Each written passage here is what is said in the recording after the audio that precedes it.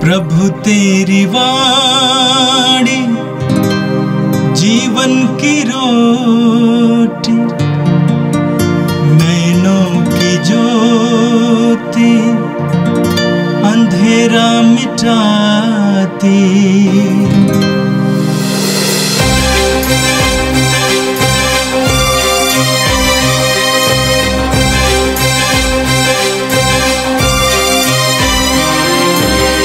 प्रभु तेरी वाणी जीवन की रोटी, नैनों की ज्योति अंधेरा मिटाती। प्रभु तेरी वाणी जीवन की रोटी, नैनों की ज्योति अंधेरा मिटाती। वाणी वाणी वाणी वाणी वाणी पवित्र है, शाश्वत है, जीवन का मन्ना है। 29 मार्च शुक्रवार। पहला पाठ संत पेतरुस का पहला पत्र, अध्याय 2, पद संख्याएं 21 से 24 तक। इसलिए तो आप बुलाए गए हैं, क्योंकि मसीह ने आप लोगों के लिए दुख भोगा और आपको उदाहरण दिया, जिससे आप उनका अनुसरण करें। उन्होंने कोई पाप नहीं किया और उनके मुख से कभी छल कपट की बातें नहीं निकली। जब उन्हें गाली दी गई तो उन्होंने उत्तर में गाली नहीं दी, और जब उन्हें सताया गया तो उन्होंने धमकी नहीं दी। उन्होंने अपने को उस पर छोड़ दिया जो न्यायपूर्वक विचार करता है। वह अपने शरीर में हमारे पापों को क्रूस के काट पर ले गए, जिससे हम पाप के लिए मृत होकर धार्मिकता के लिए जीने लगे। आप उनके घावों द्वारा भले चंगे हो गए हैं। यह प्रभु की वाणी है। संत योहन के अनुसार पवित्र सुसमाचार, अध्याय 3, वाक्य 13 से 17 तक। ईसा ने कहा, मानव पुत्र स्वर्ग से उतरा है, उसके सिवा कोई भी स्वर्ग नहीं पहुंचा।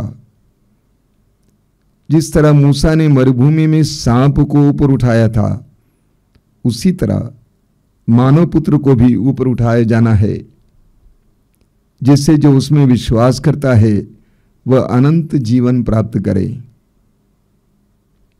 ईश्वर ने संसार को इतना प्यार किया कि उसने उसके लिए अपने इकलौते पुत्र को अर्पित कर दिया, जिससे जो उसमें विश्वास करता है उसका सर्वनाश न हो, बल्कि अनंत जीवन प्राप्त करे। ईश्वर ने अपने पुत्र को इस संसार में इसलिए नहीं भेजा कि वह संसार को दोषी ठहराए। उसने उसे इसलिए भेजा है कि संसार उसके द्वारा मुक्ति प्राप्त करे। यह प्रभु का दिव्य सुसमाचार है। ख्रिस्त प्रभु की जय। मेरे प्रिय भाई और बहनों, आज हम परमेश्वर के उस महान, अटल, अटूट, असीम और अद्भुत प्रेम का पर्व मनाते हैं। आज हम प्रभु यीशु के मृत्यु को याद करते हैं। 2000 वर्ष पहले कलवारी पहाड़ पर ईश्वर ने हमें अपने अनंत प्रेम का सबसे बड़ा प्रमाण दिया। यीशु के उस बलिदान के द्वारा ईश्वर का असीम प्रेम प्रमाणित होता है। योहन के सुसमाचार के अध्याय 3 वाक्य 16 में आज हमने सुना, वचन कहता है, ईश्वर ने संसार से इतना प्यार किया कि उसने उसके लिए अपने इकलौते पुत्र को अर्पित कर दिया, जिससे जो भी उसमें विश्वास करें उसका सर्वनाश न हो, बल्कि उसे अनंत जीवन मिले। आज के दिन को हम गुड फ्राइडे भी कहते हैं। गुड फ्राइडे, गुड मतलब अच्छा, फ्राइडे मतलब शुक्रवार।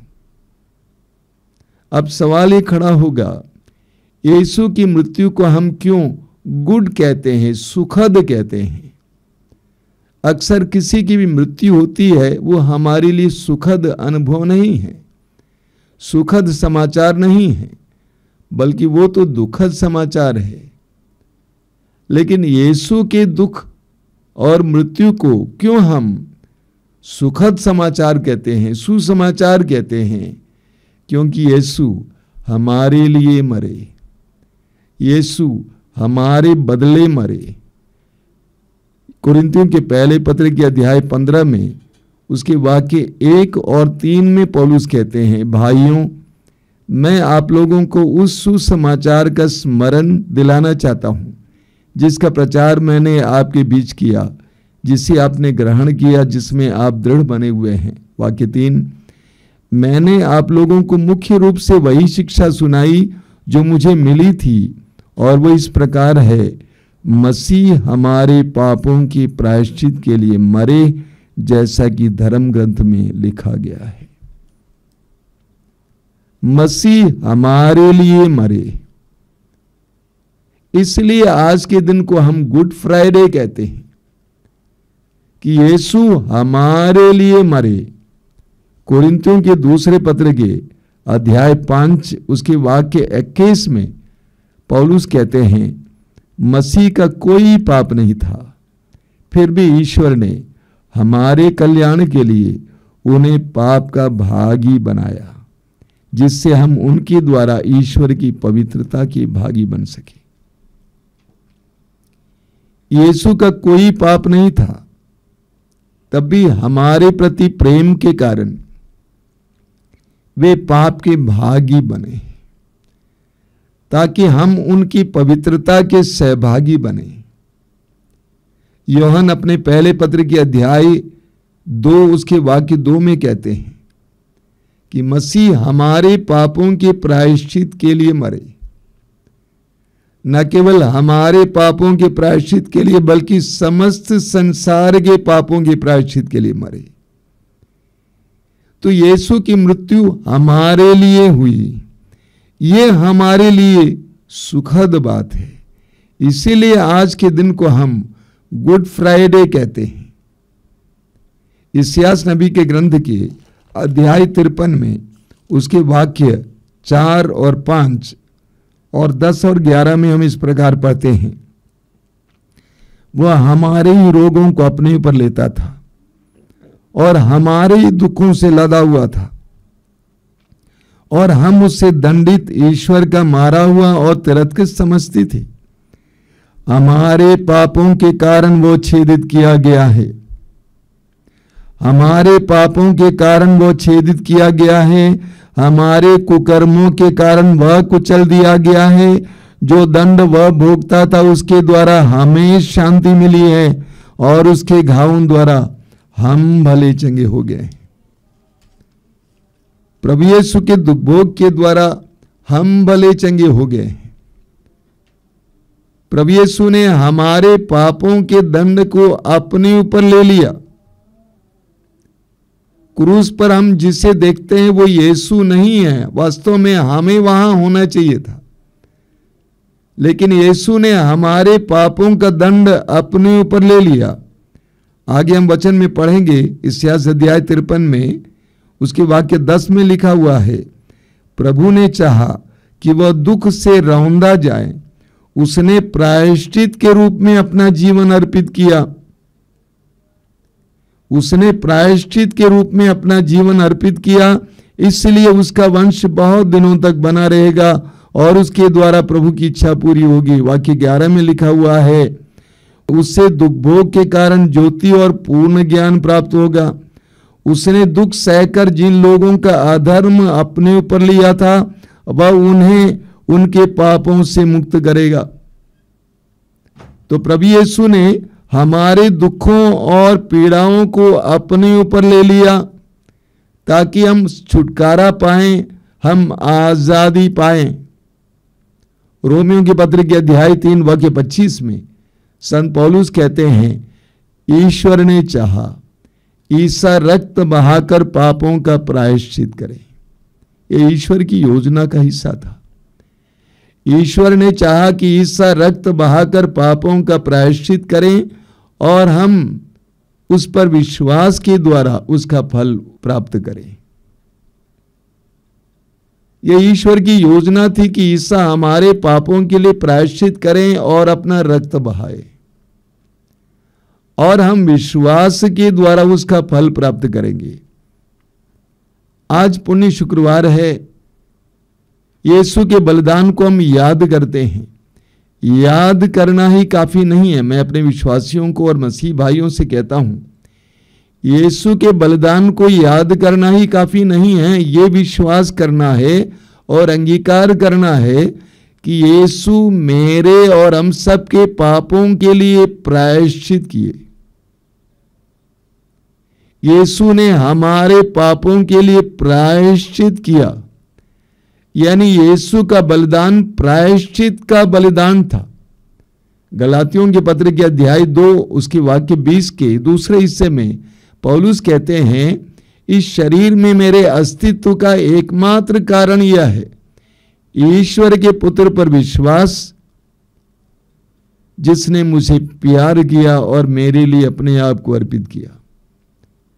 पौलुस कहते हैं कि यीशु मुझसे प्यार किया और मेरे लिए अपने आप को अर्पित किया। हम में से हर कोई आज के दिन ये कहें, यीशु मुझसे प्यार किए और मेरे लिए अपने आप को अर्पित किए। आंखें बंद कीजिए, मौन हो जाइए। आंखें बंद करके इस समय कलवारी पहाड़ की ओर देखिए। कलवारी पहाड़ पर 2 डाकुओं के बीच उस तपती धूप में क्रूस पर लटके यीशु को देखिए। कोड़ों की मार से उनका संपूर्ण शरीर लहूलुहान है, घायल है। उनका चेहरा और शरीर देखने लायक नहीं था। क्रूस पर लटके यीशु को देखिए। वह आपके लिए और मेरे लिए मरे। उस बलिदान पर विश्वास कीजिए। उस बलिदान पर विश्वास कीजिए। प्रभु से कहिए कि प्रभु, तू मेरे पापों के लिए मरा।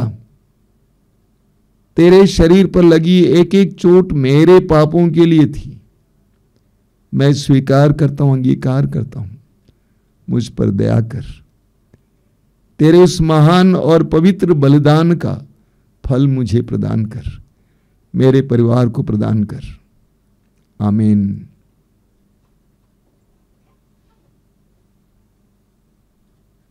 प्रभु तेरी वाणी जीवन की रोटी, नैनों की ज्योति अंधेरा मिटाती। वाणी वाणी वाणी वाणी